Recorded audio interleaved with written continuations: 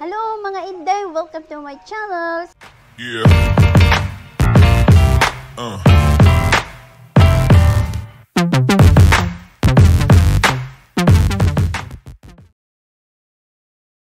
So for today's video, ayan, mag-unbox tayo ng mga fragile, handle with care, itong mga parcel na galing kay TikTok. Oh yes! So unahin natin muna ito.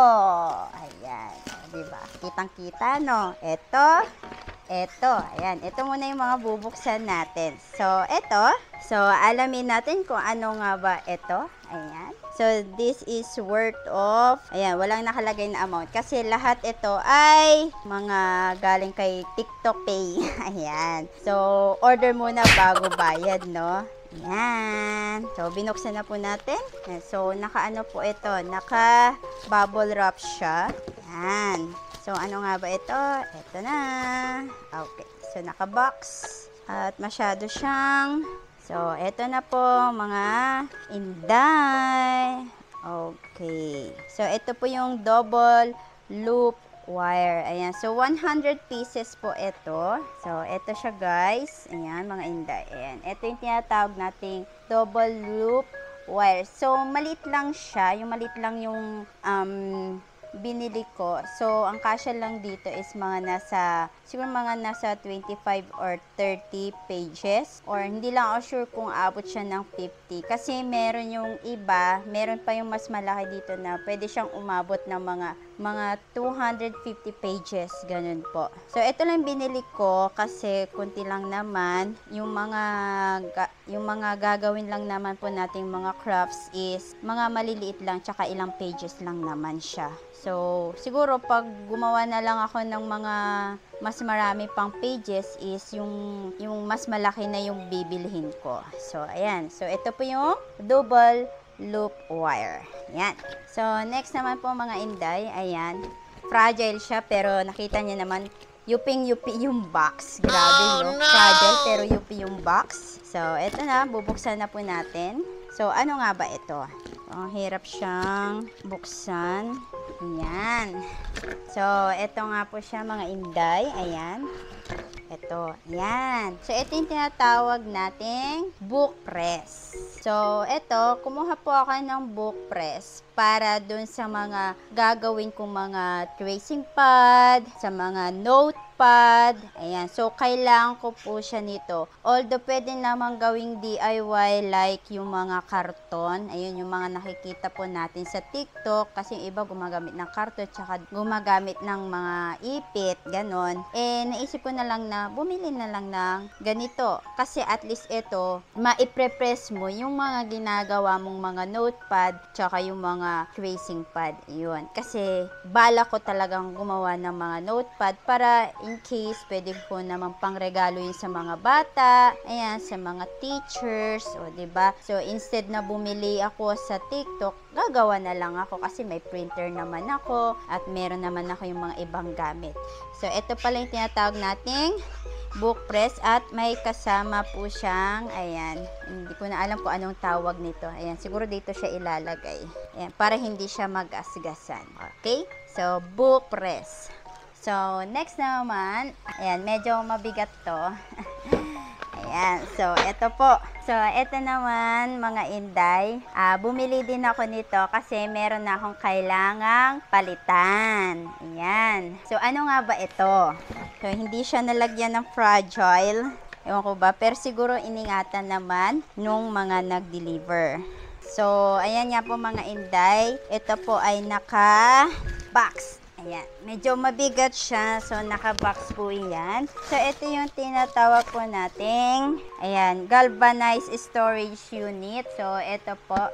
Yun na po yung nabanggit ko, yun na parang yung pinaka-pangalan nito. So, ito, papalitan ko na po kasi yung, kung nakikita niyo yung color blue doon sa gilid ko, yun. So, need ko na po siyang palitan. At, ito na po yung ipapalit ko para mailagay ko yung mga ibang gamit ko. Tsaka, 5 level po siya. Ayan, 1, 2, 3, 4, 5. Meron pa po doon sa pinakataas niya. Ayan, para mapalitan na at mai-organize ko na yung mga gamit ko kasi habang tumatagal, dumadami na yung mga mga gamit para sa small business na gagawin ko. So, kailangan ko ng small business para kahit papaano is kumita naman ako kahit konti lang. Ayan. Syempre, gagawa muna ako ng mga sample na ipopost ko muna sa Facebook. Para in case na dumami yung umorder, o diba, at least kikita ko kahit konti. Yan siya. So, hindi ko na siya bubuksan kasi baka mawala-wala pa pag inassemble ito. Next naman, ito medyo mabigat. Ayan, nakikita siya.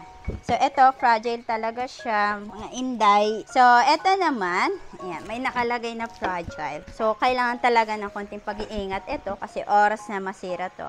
There's possible na ibabalik ko siya, maibabalik din sa akin yung perang binayad ko. Ayan. So, ano nga ba ito? Buksan po natin. So, ito na nga po mga inday. Ayan po. Ito yung tinatawag nating wire binding machine. So, pwede na akong gumawa ng mga notebooks. Ayan, yung mga notebooks na, or mga notepad, yung mga notepad na pwedeng kabitan ng mga wire. Kaya nga, di ba kanina, yung una kong binuksan is double loop wire. Yun, dahil may double loop wire na ako, pwede ko na siyang magamit dito at makakagawa na ako ng mga notes. Ayun, o di ba? Yung mga notepad, yung mga notebook, yan ang mga pwede kong ibenta sa mga bata. Syempre, kanino ko pa ba ibebenta? Sa mga estudyante ko, o di ba? Kasi yung mga bata, kung ano yung nakita nilang maganda, bibilhin nila. O di ba? Kumita pa ako. So, ngayon papakita ko sa inyo yung itsura nito. So, ito po ay may wire binding machine. Ayan. So, ito po yung mga need kong basahin. Ayan, kung paano siya gamitin. Pero, actually, nakakapanood naman ako sa TikTok kung paano siya gamitin. Kasi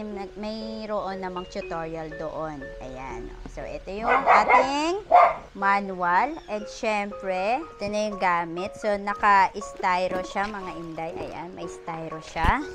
Ayan, meron siya nito. Paglagyan ng double loop wire. So, ito po, yung pang ganon. Para in case, ayan, hilain siyang pag ganon. And then, medyo mabigat siya. So, ito, makakagawa na rin ako ng mga notebooks gamit itong ating wire binding machine. So, ito po, ilalagay po natin siya dito. Ayan, papakita ko po sa inyo. Ayan. So, ito po, dito siya. Tapos, ito naman po is, dito naman siya ilalagay. So, naka-ano ito eh. So, ito mga inday, may nakalagay dito. Parang sinusukat lang din naman siya. Kung for ano siya. Basta ayun na yun. At ang pinakahuli mga inday, ito medyo mabigat siya. Ayan, ito na mga inday. Bubuksan na natin ito. Medyo mabigat na talaga siya. Ayan, malaki lang siya dahil sa kanyang styro. Ayan. So, ito, may manual din siya kagaya ng ating wire binding machine. Ayan. So, babasahin ko na lang po siya kung paano siya gamitin. Ito pala yung kanyang, panghila ko. So, ano nga po ba ito? Ito po ay tinatawag po natin siyang rim cutter machine. Ayan. So, hindi ko ina-expect. Napakalaki nga naman talaga. So, ito, may pamalo na ako. Panghampas. Joke lang. So, ito po yung ating rim cutter machine. Ayan. So, ganito na lang ginawa ko kasi talaga mabigat siya. Ayan. Pero, try pa rin natin siyang tanggalin dito sa kanyang box. Grabe, kabigat, inday.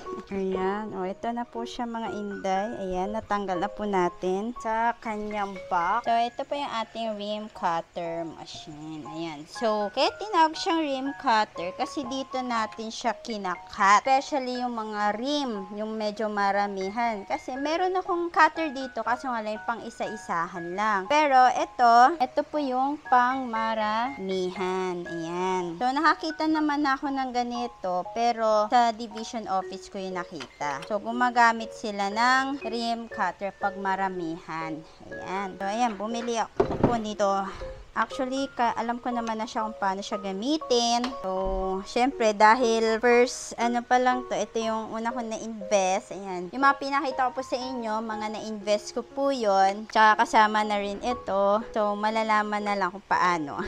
I hope na makakagawa na ako ng mga pang-negosyo, mga pang-small business, like, yung mga notepad, ganon. I hope na maayos na yung pag-cut ko kasi actually, hindi maayos maayos yung pagkat ko dun sa mga una kong nagawa. Pero dito sana maging maayos. So, ayun lang po. So, ito yung mga binili ko, mga inday. Ayan.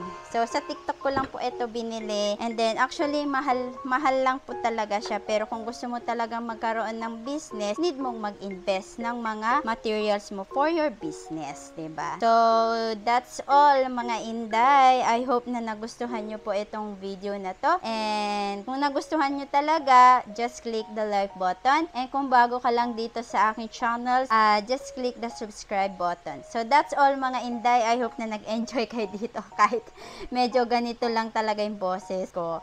Okay, so paalam mga inday!